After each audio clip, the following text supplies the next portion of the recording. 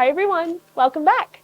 So one of the greatest things about the Growing Dome greenhouse is not only the ability to grow food year-round, but also the ability to design the interior however you would like. Some desire to maximize food production and utilize every square inch possible, while others are more interested in either a tropical getaway or at least a little bit of a green oasis in the middle of a January blizzard. No matter how you plan on using the space, there are a few things that you want to keep in mind when building out the interior. First, you're going to want to decide what you want to plant. Primarily if you want to have any trees in your greenhouse. That's going to determine both the bed layout and also the soil type that you choose to use. So in this dome, we do have a couple of fig trees, and figs do have a pretty invasive root system. So what we've done is we have added a sheet metal enclosure around the base of the tree. That way it separates the root system of the tree from the other planting area. The same method can be applied to citrus trees, which often like a little bit more sandy, loamy soil. So you can utilize the sheet metal enclosure to separate your citrus trees from your other raised bed mix. We do recommend planting your growing dome with 1/3 perennial plants. Now, these are things like rosemary and grapes, which thrive in the growing dome, but you do want to keep in mind that since they do thrive, they do require a little bit more space. They're not plants that you're going to want to move around once they've been established, so just keep these things in mind when you decide where to put them in your growing dome. Besides trees and perennial plants, you'll also want to consider any type of patio furniture or seating areas that you'd like to have in your growing dome, but we'll touch on that in a minute. You'll also want to keep in mind the location of your solar components, that being both your vents and your fans, if you plan on installing any type of a permanent trellis system like the one that you see here. You can see we do still have access to our vents and our fans for both maintenance and winterizing purposes. If you plan on utilizing aquaponics or hydroponics growing methods, you will want to make sure that you design your entire system before you start placing things in your growing dome.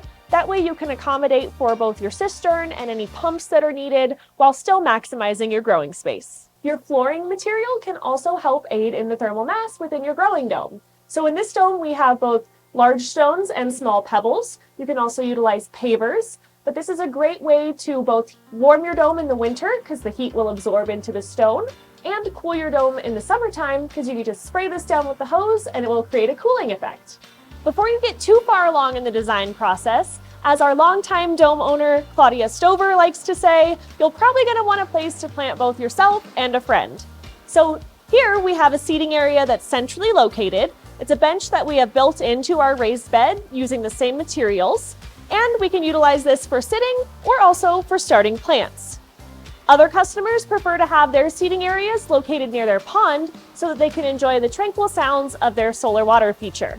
If you do not plan on designing and building out your own seating area, you can also utilize store-bought patio furniture to accomplish the same goal. Your dome will come with 10 eye-bolt to hub hangers, which includes a tap for you to tap into the center of the hubs and utilize those eye bolts for hanging baskets or plant supports or a mesh trellis. Decks above the ponds in our 33 and 42-foot growing domes are becoming increasingly popular. They look beautiful and they also maximize the space. But you do want to keep in mind pond maintenance when you are designing your deck, so make sure that you could still get underneath it to access your pond and your water feature. When it comes for materials to build out your raised beds, the sky is really the limit. But here are some things that other dome owners have used.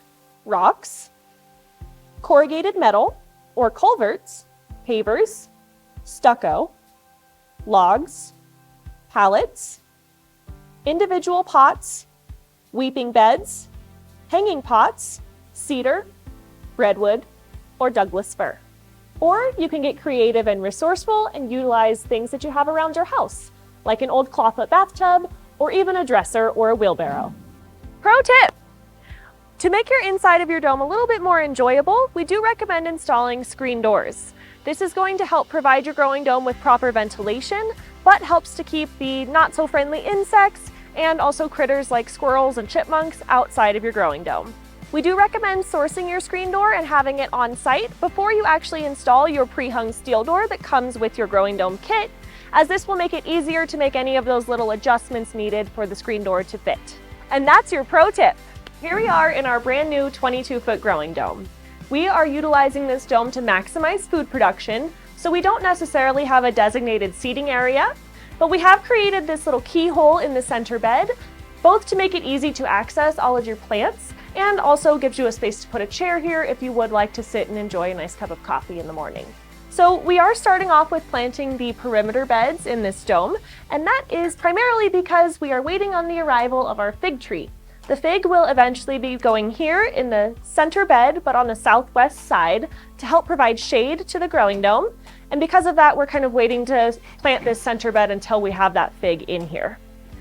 Lisa, our gardener, is working on planting some heat-tolerant plants along the southern wall. So right now she's planting a pepper plant. We also have cucumbers that she'll be planting. We have some tomatoes.